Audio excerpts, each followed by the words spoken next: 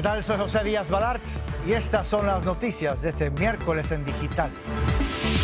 Noticias Telemundo Digital.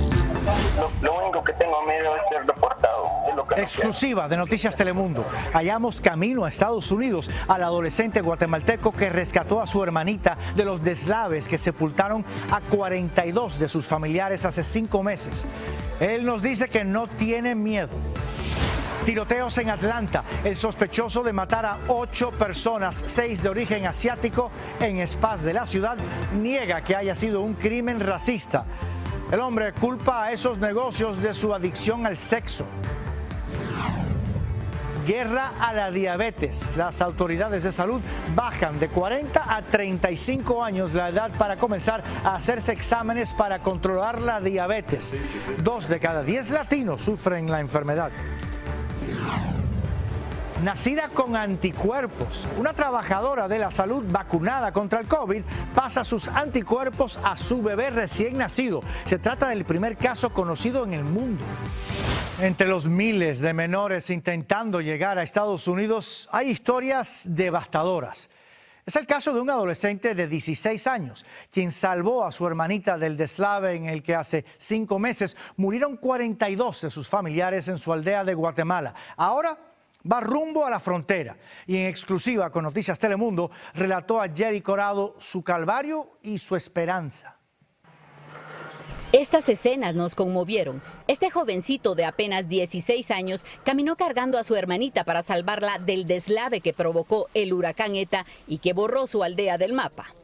Hoy viaja desde Guatemala rumbo a Estados Unidos en busca del sueño americano. el huracán ETA que nos destruyó todo por completo. Mi casa, mi aldea, mi familia, todo, donde perdí más de 42 familiares, de verdad. Y aparte de eso, mi papá se accidentó, mi hermanita está muy mala, mi hermano quiere ayuda psicológica, no hay dinero para pagar eso, por eso es que yo voy viajando allá para conseguir un trabajo. Recibió el apoyo de un familiar que vive en Estados Unidos para viajar y nos dio esta entrevista desde un sitio donde descansó unas horas, junto con otras personas que también emprendieron el viaje. ¿Cuántas personas van en ese grupo que tú vas? Van como 30. Y los que van aquí son de ahí de Campur, donde se hundió Campur. No sé si usted fue a Campur. Sí. Van como 8 aquí conmigo. ¿Cuántos menores van contigo? Van como unos 15 tal vez. Las cicatrices dejadas por las tormentas agravaron la crisis económica de los centroamericanos y empujaron a los más jóvenes a buscar en la migración la solución a sus graves conflictos. Luego de perderlo todo, este joven y los que sobrevivieron de su familia se fueron a vivir con uno de sus abuelos. Yo en el tiempo que estuve allá solo dormía en el suelo con una sábana nada más. Así de pasé los 3 meses allá. ¿Has tenido miedo durante este viaje? No, bueno, aunque tenga miedo, pero lo puedo superar porque yo quiero lo bien para mi familia. Lo único que tengo miedo es ser deportado, es lo que no quiero. Este día, él y un grupo de migrantes descansan en una montaña antes de continuar su viaje. Imágenes que obtuvo en exclusiva Noticias Telemundo. En Guatemala, Jenny Corado, Noticias Telemundo. Para poder procesar a esos miles de menores que están cruzando la frontera sur, el gobierno abrió hoy un nuevo albergue en el Centro de Convenciones de Dallas, en Texas. Tiene capacidad para 3,000 adolescentes de entre 15 y 17 años. Edgar Muñoz está allí. Edgar, buenas tardes. ¿Ya están recibiendo a los niños? Hola, José. En efecto, hoy se esperan 200 adolescentes migrantes aquí adentro, en el Centro de Convenciones de Dallas. El gobierno federal dice que es el mejor lugar y por eso los trae a 8 horas, a 16 horas de la frontera. Pero esto ha causado airadas reacciones por parte del gobernador de Texas. Mientras tanto, se siguen dando estos peligrosos cruces de adolescentes y niños en el río. El agua les llegó hasta la cintura. Están cruzando el río Bravo por Eagle Pass. Noticias Telemundo captó el momento del cruce de estos 3 adolescentes que se unieron a un adulto para llegar a Estados Unidos. Agentes fronterizos ya los esperaban con mascarillas. Los niños son hermanos y sorprende su edad, 13, 15 y 17 años. ¿Usted es el más pequeño? Sí. ¿Y vinieron los 3 desde dónde? De El Salvador. Ante este pronunciado cruce de niños migrantes, hoy el Centro de Convenciones de Dallas, Texas, empezó a recibir a 200 adolescentes de 15 a 17 años de edad. En algún momento serán 3,000 niños que, a decir del presidente nacional de LULAC, tienen comida, pruebas de COVID y abogados para que lo reunifiquen con sus familiares. Tienen 3 días para reunir los niños con sus padres o con alguien familiar, un amigo de la familia. Este proceso debe ser rápido. La organización LULAC ofrece comida a los niños. La Cruz Roja tiene el control de este enorme albergue, lo que desató la ira del gobernador de Texas, quien viajó a Dallas para mostrar su inconformidad. Son irresponsables las políticas fronterizas del presidente Biden. Es el principal culpable. Ha creado una crisis humanitaria abriendo las puertas a los menores inmigrantes, dijo Abbott. El jefe de la policía fue más allá. Dijo que muchos de los niños son víctimas de tráfico humano. Pero Angélica dice que se atrevió a mandar a su hijo solo de 8 años por una vida mejor. Y después de 9 meses que estuvo en un albergue para niños, ella decidió cruzar la frontera y reencontrarse con él. Yo soy madre y no sé si usted es padre, le digo, no, pero me siento mal, le digo, porque mandé a mi hijo, me siento vacía. Hola, baby, enséñamelo. A ver. Niños y adolescentes siguen buscando el sueño americano. En Dallas, Texas, Edgar Muñoz, Noticias, Telemundo. Y precisamente el tema de la frontera sur dominó hoy la primera audiencia en el Congreso del secretario de Seguridad Nacional, Alejandro Mayorkas. Los republicanos acusaron a la administración Biden de haber incitado a la crisis. Cristina Londoño nos acompaña desde Washington. Cristina, ¿no fue una bienvenida cordial para Mayorkas? Para nada, José, en una audiencia virtual que tienden a ser frías e impersonales, pues se caldearon los ánimos, voló el fuego cruzado.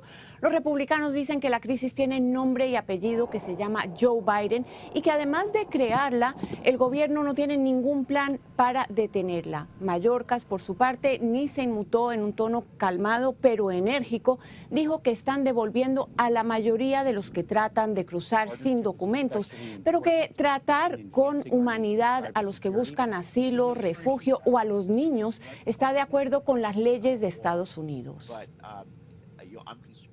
And it speaks of the right of an individual, a young person, to make a claim of asylum, and it provides for the process that we must accord that individual in making that claim. Mayorkas dijo que la crisis es indudablemente difícil, pero no la quiso llamar crisis, no quiso usar esa palabra. Él dice que una crisis es cuando una nación está dispuesta a arrancar a un niño de 9 años de los brazos de sus padres y separar a esa familia para disuadir de la inmigración futura. En una estocada clara, la administración Trump dice que la administración Biden no va ni a separar familias ni a rechazar a niños que vengan solos, José. Cristina Londoño, desde Washington, gracias. Con estas tensiones de fondo en la garita fronteriza de San Isidro, hubo hoy movimiento de agentes y detonaciones durante un entrenamiento de la patrulla fronteriza. Francisco Fajardo tiene las imágenes. Los antimotines salieron con los escudos de frente en medio de fuertes detonaciones. Detrás de este cerco de alambre en los límites con México, el humo blanco que salía de los contenedores se esparcía entre algunos de los carriles en la garita de San Isidro. Mientras los oficiales del Departamento de Aduanas y Protección Fronteriza formaban su propio escudo, resguardados entre el alambre de púas y barras amarillas de acero puro. Muy fuerte la bomba, y luego salía mucho humo, entonces venimos hasta acá para ver qué era lo que estaba pasando. Atención, la garita de San Isidro está conduciendo. Fue por las bocinas del puerto fronterizo donde autoridades explicaron que se trataba de un simple entrenamiento, similares a los que se realizaron tras la llegada de las caravanas en 2018 y 2019, ante el temor de un intento de cruce masivo. Fanny, migrante de Honduras, se entristeció al presenciar el simulacro. Y lo único que yo quiero pedirles nada más, que nos den una oportunidad nada más por los niños. CBP nos dijo respecto al entrenamiento que siguen evaluando la capacidad de sus instalaciones y que han y seguirán haciendo los preparativos necesarios. Pero los expertos aseguran que la solución es otra, y es que en lugar de atenderlo de raíz, se trata el problema de nuevo como una crisis. Esos migrantes no hacen la decisión de llegar a Estados Unidos por la política de Trump, ni por la política de Biden, ni antes por la política de Obama, ni de Bush. Llegan por las presiones regionales, si sean desastres naturales, la pobreza. Francisco Fajardo, Noticias Telemundo. El sospechoso de matar a 8 personas en 3 tiroteos en spas en el área de Atlanta negó haberlo hecho por odio racial. Esta había sido una de las preocupaciones, dado que entre las víctimas hay 6 de ascendencia asiática. Luz Resultado reporta.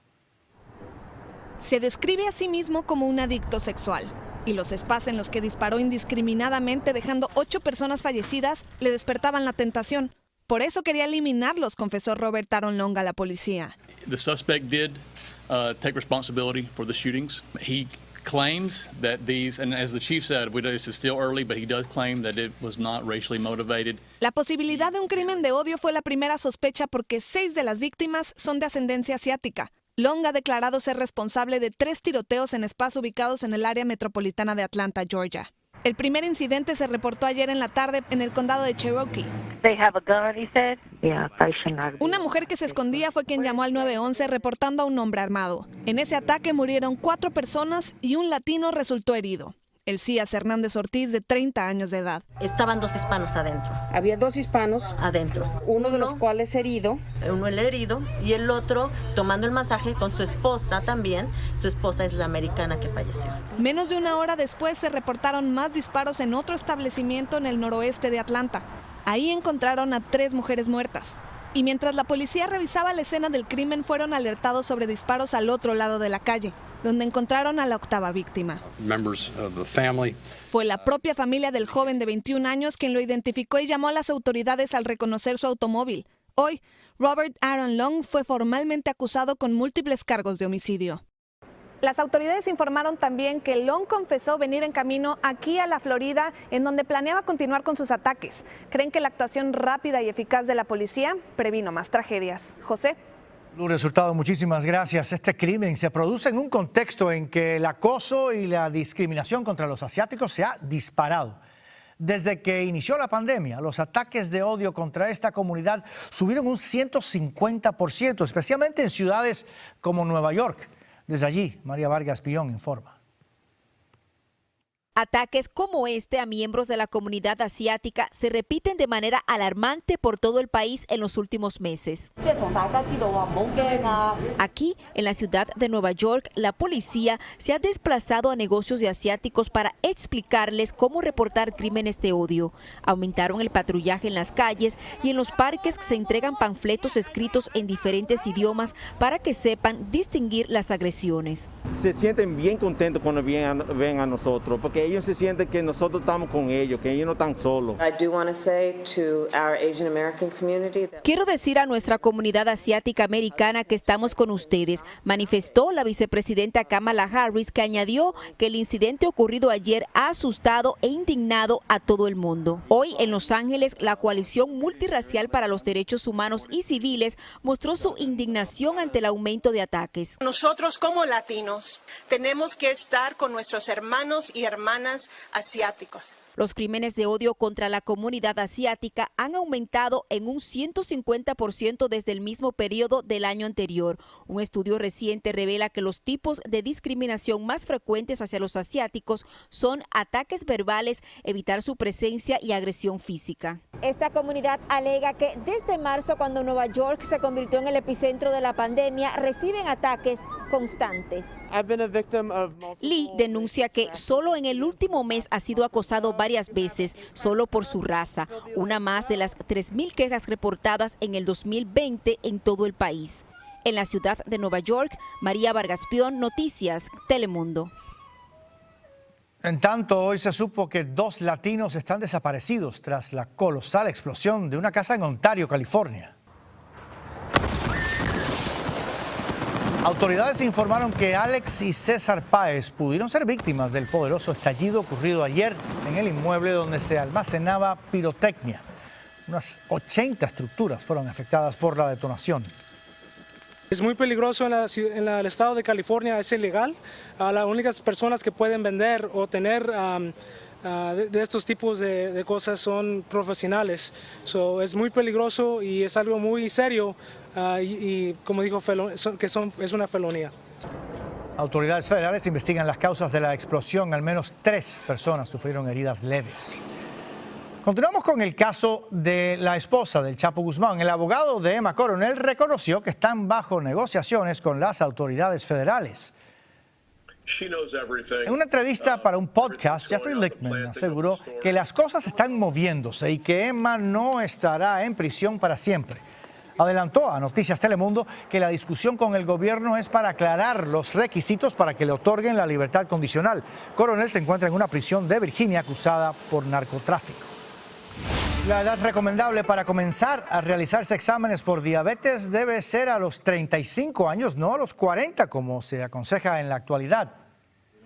Esta recomendación de las autoridades de salud está enfocada en las personas con obesidad o sobrepeso. Los expertos opinan que las pruebas más tempranas ayudarán a reducir el riesgo de problemas cardíacos o renales. Más de 30 millones de adultos en Estados Unidos padecen de diabetes tipo 2 y en nuestra comunidad el impacto es aún mayor. 2 de cada 10 latinos son diabéticos.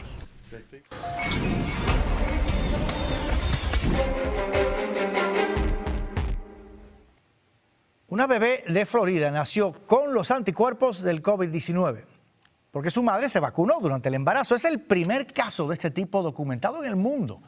Rogelio Mora Tagle tiene los detalles. Una trabajadora de la salud de primera línea que fue vacunada en la recta final de su embarazo dio a luz a una bebé que nació con anticuerpos de COVID-19. Fue el primer caso de un recién nacido con estas defensas después de que la madre se vacunó, dice el doctor Chad Rudnick. La madre, que se mantiene anónima, tenía 36 semanas de embarazo cuando recibió la vacuna de Moderna. 3 semanas después nació la bebé con todo y anticuerpos. The mother was able to not only be protected herself from COVID-19, but also to send some of that immunity, send those antibodies to the baby through the placenta that will help to protect the baby after they're born. Él y su colega Paul Gilbert descubrieron los anticuerpos al examinar el cordón umbilical de la bebé. Es una revelación muy alentadora. Vamos a poder proteger a la madre embarazada, pudiéndola vacunar a ella y evitando que a ella le dé la enfermedad. Además, los bebés de las mujeres que se vacunen durante el embarazo nacerían protegidos. Muchas mujeres son vacunadas durante el embarazo contra enfermedades infecciosas que pueden ser peligrosas para el recién nacido, como la tosferina. Así, generan anticuerpos que le transmiten al bebé. Mayra está embarazada. Sí me lo pondría. Me sentiría como que estoy protegida yo, protejo a los que están alrededor mío y protejo a mi bebé. Pero muchas latinas embarazadas tienen dudas. Es increíble cómo nuestra población latina vive mucho más de los conceptos populares que de la educación que da la prensa, los medios masivos de comunicación o nosotros los médicos. Y sobre la bebé que nació con los anticuerpos, el doctor Rudnick asegura que está saludable y creciendo. Rogelio Mora Tagle, Noticias Telemundo. Como parte de los esfuerzos para acelerar el regreso a las aulas, la Casa Blanca anunció hoy que destinará $10,000 millones para aumentar las pruebas de COVID en las escuelas. La administración Biden está pidiendo a las escuelas que usen los test para ayudar a identificar a los estudiantes sintomáticos y asintomáticos. Pese a que son cada vez más los maestros vacunados, las pruebas siguen siendo cruciales, ya que los alumnos más pequeños deberán esperar para ser inmunizados. Síganos en nuestras redes sociales para más noticias y visite noticiastelemundo.com.